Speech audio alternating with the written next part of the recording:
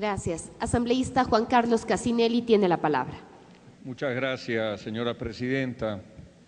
Este proyecto de ley orgánica de servicio público de energía eléctrica, cuyo informe para segundo debate me permito presentar ante el Pleno de la Asamblea Nacional, tiene como antecedentes los siguientes aspectos.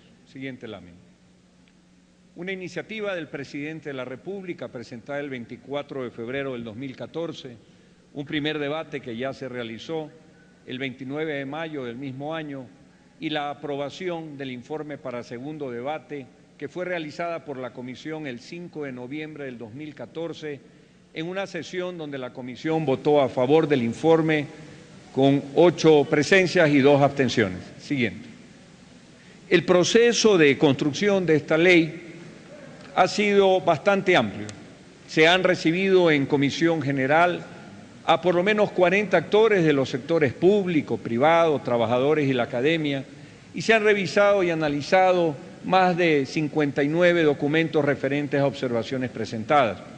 La Comisión no ha dudado en ningún momento en trasladarse territorialmente a distintos sitios, a distintas provincias que así lo han requerido, sesionando en Esmeralda, Santo Domingo de los Áchilas, El Oro y en la propia corporación SENASA.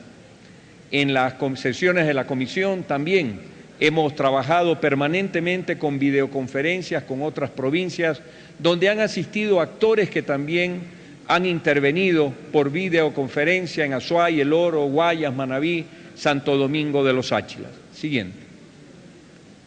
Hemos estado presentes en la SENACE, como indicaba, estuvimos en el proyecto Toachi Pilatón, porque es fundamental que los asambleístas para el pleno convencimiento y sustentación de un proyecto de ley tengamos claro cuál es el alcance y trascendencia del mismo. Siguiente. Siguiente lámina.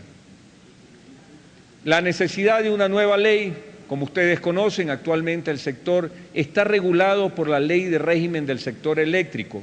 Esta ley fue aprobada en el contexto del proceso de privatización de los servicios públicos de las décadas pasadas y ocasionó que haya una desintegración del sector eléctrico en pequeñas sociedades anónimas, entre otras cosas, de generación, transmisión, distribución, lo cual ha repercutido en todos estos años en una deficiencia de la generación, transmisión y distribución de electricidad. Existió una planificación sectorial que nunca estuvo alineada con la planificación nacional. Siguiente. Los beneficios del proyecto, definitivamente, el principal, en que el Ministerio de Electricidad se convierte en el rector del sector, de acuerdo al funcionamiento de los ministerios coordinadores, según el Plan Nacional del Buen Vivir y sobre todo basándose en los modelos de funcionamiento de los ministerios de sectores estratégicos. La electricidad está en el sector estratégico y es fundamental que su administración sea una prerrogativa de rectoría del Estado. La consolidación entonces en manos del Estado de la propiedad del paquete accionario de todas estas empresas dispersas en municipios, en prefecturas, que se mantienen como sociedades anónimas. La ejecución de proyectos bajo la responsabilidad de empresas públicas y excepcionalmente por empresas privadas. Siguiente.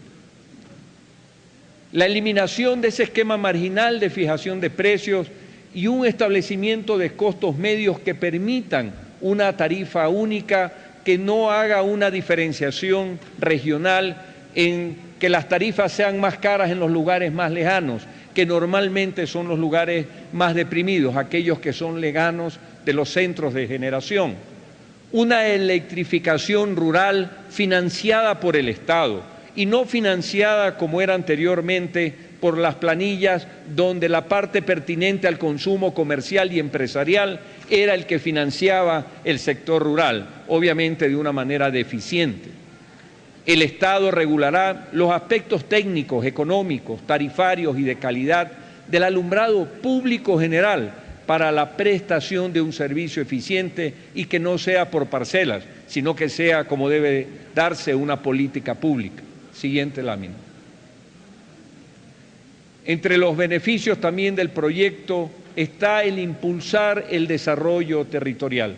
Ya se hizo en la Ley de Hidrocarburos, ahora también se propone que para los generadores de energía eléctrica a cargo de empresas públicas, el 30% del superávit que se obtenga en la fase de operación será destinado a proyectos de desarrollo territorial en el área de influencia de proyectos.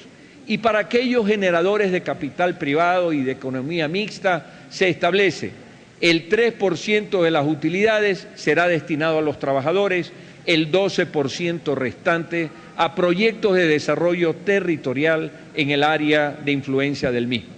Siguiente.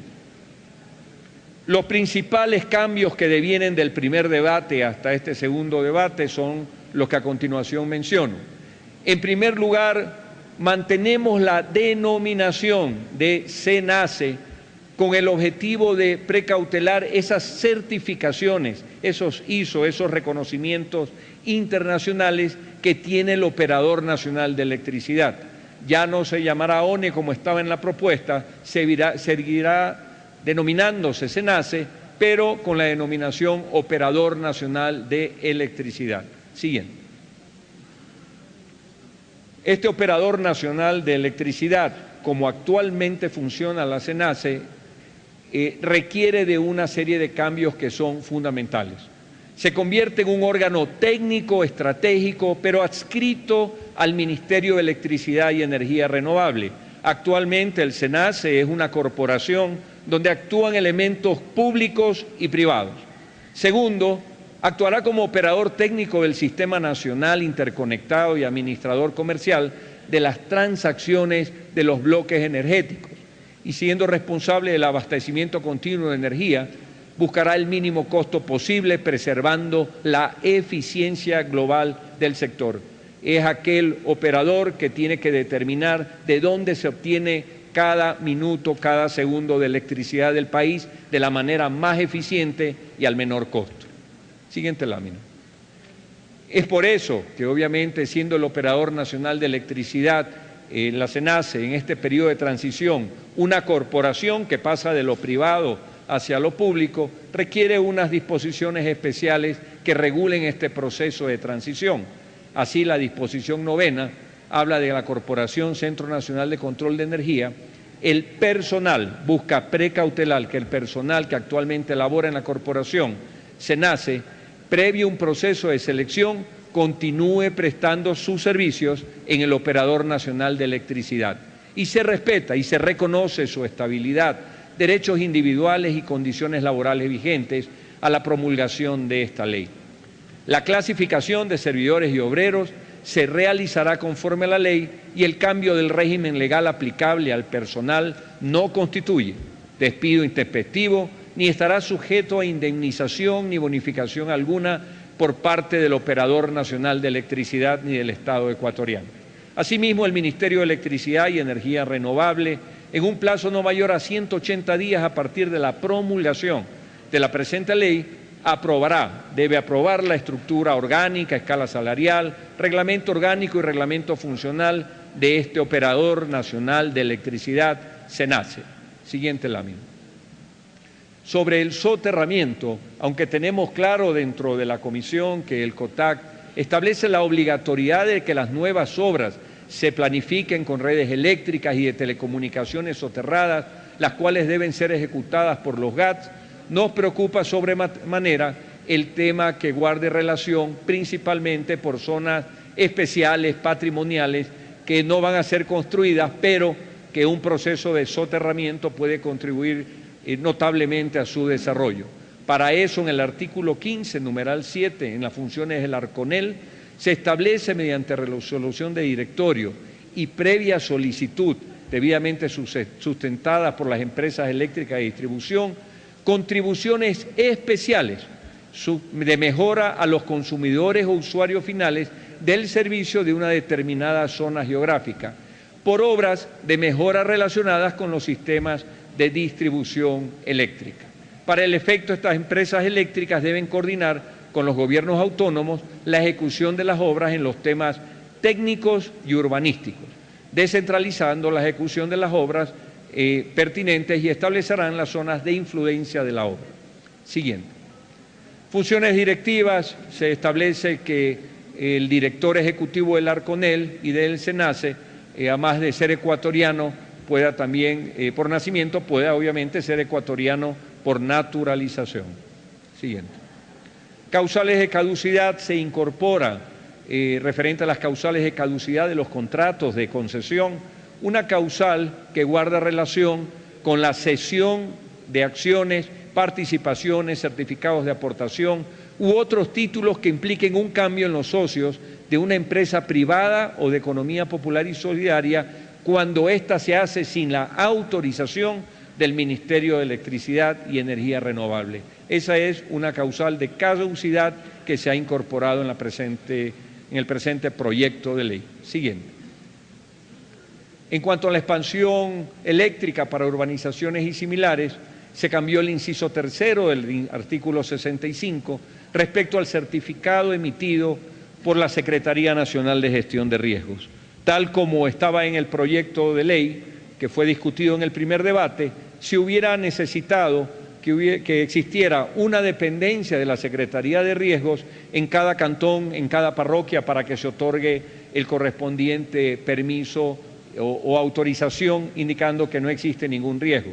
Hemos sugerido para este segundo debate un texto donde esa responsabilidad esté asumida directamente por el operador eléctrico y que haga una verificación, ese operador eléctrico, esa empresa eléctrica, de que el proyecto que esté desarrollando se encuentre dentro de las zonas factibles consideradas en el respectivo documento técnico expedido por la Secretaría Nacional de Gestión de Riesgos. De esta forma, quien asume la responsabilidad de hacer esa verificación es la empresa eléctrica correspondiente, pero en función del documento técnico que para el efecto ha expedido la Secretaría Nacional de Gestión de Riesgos. Siguiente. Requisitos para el suministro de energía eléctrica. Hoy se requiere ser titular del terreno, tener una planilla, etcétera, de agua.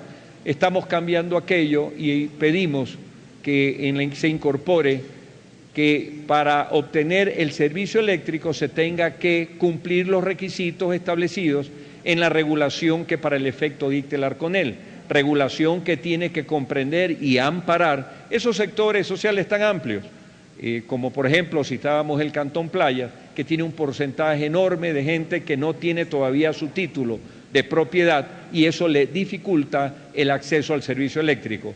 Mediante la potestad de que el Arconel pueda reglamentar esto, obviamente se va a facilitar el acceso de este servicio en cantidad y calidad a todas las personas. Asimismo, en esa misma línea se eliminó la disposición transitoria sexta referente a la presentación de estos títulos de propiedad o contratos de uso de predio para el mismo efecto. Siguiente lámina. Reincorporamos el artículo 60 referente a la facturación de consumidores o usuarios finales. Buscamos mejorarlo. Actualmente la Ley de Defensa contra Incendios obliga legalmente a que en la planilla se incorpore una tasa del servicio, para la prestación o para el pago de cuerpos de bomberos en todos los cantones y todas las provincias. Nos reunimos con sectores amplios de cuerpos de bomberos a nivel nacional y acogimos su pedido de que esta ley no se reforme. Por lo tanto, el artículo correspondiente que guarda relación al cobro de esta tasa por cuerpos de bomberos sigue precautelándose en el 60, cuando el 60 dice lo siguiente: en la factura correspondiente al consumo de servicio público de energía eléctrica a los consumidores o usuarios finales se incluirá única y exclusivamente los rubros correspondientes a los servicios que presta la empresa eléctrica, cuyo detalle constará en la regulación que para el efecto emite el Arconel, salvo, incorporamos esto, lo dispuesto en otros cuerpos legales, y el otro cuerpo legal al que hacemos salvedad es la Ley de Defensa contra Incendios. Sigamos. Pero también encontramos de las distintas socializaciones que se hicieron en todo el país que existe un rubro que se pone en las planillas eléctricas por concepto de recolección de basura. El problema está que ese rubro, en primer lugar, no es uniforme. Cada municipio establece a través de sus ordenanzas un valor, una fórmula, a veces directamente proporcional, a veces no. Con la finalidad de regular eso adecuadamente, hemos propuesto también la derogatoria siguiente lámina me parece, la derogatoria del artículo 40 de la Ley Orgánica de Defensa del Consumidor, porque esta Ley de Defensa del Consumidor en este artículo 40 decía que se podían incluir en las planillas eléctricas las resoluciones, las ordenanzas de los distintos municipios. Regresamos a la lámina anterior, por favor. Y entonces dejamos una disposición general tercera que dice: recaudación de terceros. Las empresas eléctricas de distribución y comercialización de energía eléctrica, de manera excepcional y motivada y previa autorización del Arconel, podrán acordar con los gobiernos autónomos descentralizados la recaudación de tasas por el servicio de recolección de basura. Estos valores constarán por separado en la factura correspondiente. Esto es fundamental hacer énfasis por cuanto con esta disposición dejamos, una vez derogada la Ley de Defensa del Consumidor, eliminada la parte relacionada con ordenanzas, queda la libertad y la potestad de que la contratación sea libre y que obviamente por decisión del Arconel se pueda realizar o no en un momento dado. Por otro lado, dejamos claro en el proyecto de ley que la facultad de recaudación por parte de las empresas eléctricas no conlleva implícita la gestión ni de cobranza ni judicial, ni prejudicial, ni extrajudicial, pues corresponde privativamente a los GATS. Siguiente lámina.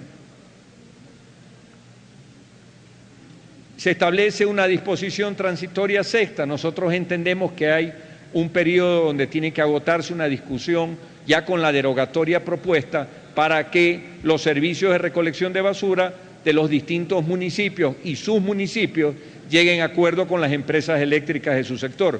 Por eso en la disposición transitoria sexta incorporamos un texto que dice: recaudación de terceros.